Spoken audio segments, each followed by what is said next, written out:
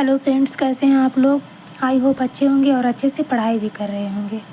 तो संस्कृत व्याकरण प्रवेशिका को हम लोगों ने नंबर 12 तक जो पॉइंट दिया गया है, यहाँ तक हम लोगों ने पढ़ लिया है। अब इसके आगे आज हम लोग देखेंगे। तो अगर आप चैनल पर नए हैं तो चैनल को सब्सक्राइब कर लीजिए और इसके पहले की वीडियो को आप लोग अच्छे से ज़रूर देख लीजिए। तो आइए देखते हैं, ज़्यादा समय ना लेते हुए, क्योंकि आज हो सकता है हम लोग प्रार्थना वाला पोर्शन पूरा पढ़ लें। तो चलिए देखते हैं। इनके अनंतर व्याकरण के क्षेत्र में सबसे उज्ज्वल चमकने वाले सितारे तथा अनेक शास्त्रों पर समान अधिकार रखने वाले प्रखर मेधावी नागेश भट्ट का नाम आता है। धर्मशास्त्र, साहित्य, योग आदि के अतिरिक्त व्याकरण शास्त्र में 1 दर्जन के लगभग टीका ग्रंथों एवं स्वतंत्र ग्रंथों का प्रणयन इस विश्रुत विद्वान की लेखनी से हुआ। इनमें शब्द रत्न, प्रौढ़ मनोरमा पर टीका, 20वीं शब्द कौस्तुभ की टीका, व्याकरण सिद्धांत मंजूषा, शब्देन्दु शेखर और परिभाष शेषर बहुत प्रसिद्ध है। नागेश भट्ट ने गंगेश उपाध्याय द्वारा प्रवर्तित नव्य न्याय की प्रतिपादन शैली में गंभीर और सूक्ष्म विचार प्रकट किए हैं। सिद्धांत कौमुदी का संक्षेप बालकों की सुविधा के लिए लघु सिद्धांत कौमुदी तथा मध्य सिद्धांत कौमुदी के रूप में वरदराजाचार्य ने किया। लघु कौमुदी का प्रचार बहुत हुआ है।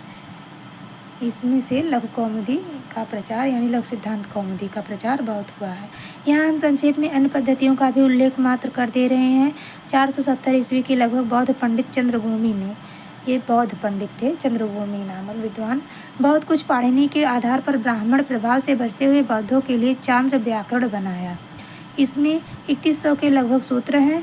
इसके पहले ही सर्ववर्मा ने ऐन्द्र व्याकरण के आधार पर कातंत्र व्याकरण, जो सर्ववर्मा थे वो कातंत्र व्याकरण जो कि ऐन्द्र व्याकरण पर आधारित था, की रचना संभवतः ईसा की पहली शताब्दी में की थी।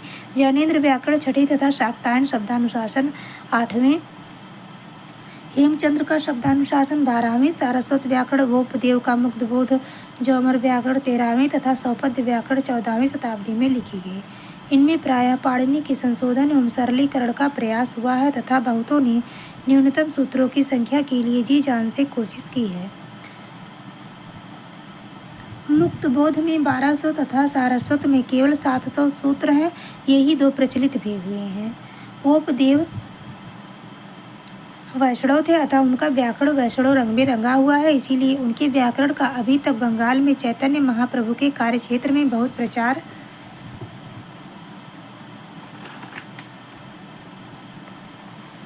है। सारस्वत पर 17वीं सदी में रामाश्रम ने सारस्वत चंद्रिका नामक टीका लिखी और वह भी कुछ समय पूर्व तक काशी के क्षेत्र में बहुत प्रचलित रही है। अन्यों का प्रभुत्व तो बहुत पूर्व से ही हट चुका है। पाणिनि व्याकरण के अध्ययन की विधि।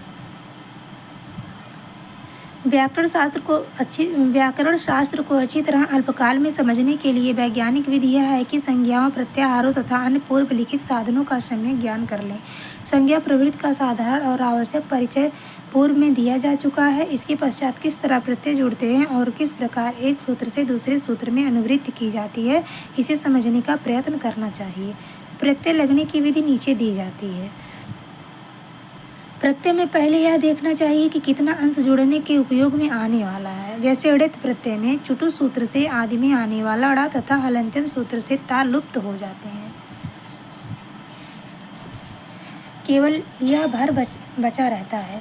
पुनः यह देखना चाहिए कि इस प्रत्यय को पहले जुड़ना है या पीछे या बीच में। इस संबंध में एक ही नियम है, प्रत्यय परस्य, यानी कि प्रत्यय हमेशा बाद में ही जुड़ता है, अर्थात प्रत्यय सदा बाद में ही जुड़ते हैं। केवल तद्धित का एक प्रत्यय बहुच ऐसा है जो ईसद समाप्ति अर्थ में शब्द के पहले जुड़ता है, ये बहुच नाम का प्रत्यय, जैसे बहुतृण आदि।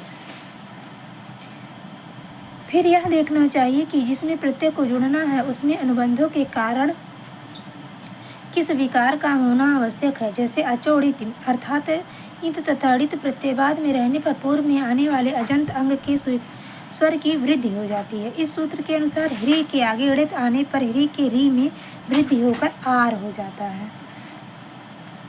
और अंत में अर्थ समझने के लिए किस हेतु से प्रत्यय लगा है इसे समझना चाहिए। कृदंत तथा तद्धित प्रकरणों में इसका विशेष विवेचन किया जाएगा। इन सब बातों को ध्यान में रखते हुए यदि कोई अध्ययन करे तो अल्पकाल में ही साधारण कोटि का व्युत्पन्न हो सकता है। तो फ्रेंड्स, हम लोगों ने आज प्राक्तन को समाप्त कर लिया और कल से प्रथम सोपान यानी वर्ण विचार से स्टार्ट करेंगे। तो वीडियो को ज़्यादा लेंदी ना बनाते हुए हम लोग आज यहीं पे विराम देते हैं। तो अगर आप चैनल पर नए हैं, चैनल सब्सक्राइब कर लीजिए। तब तक के लिए नमः संस्कृताय।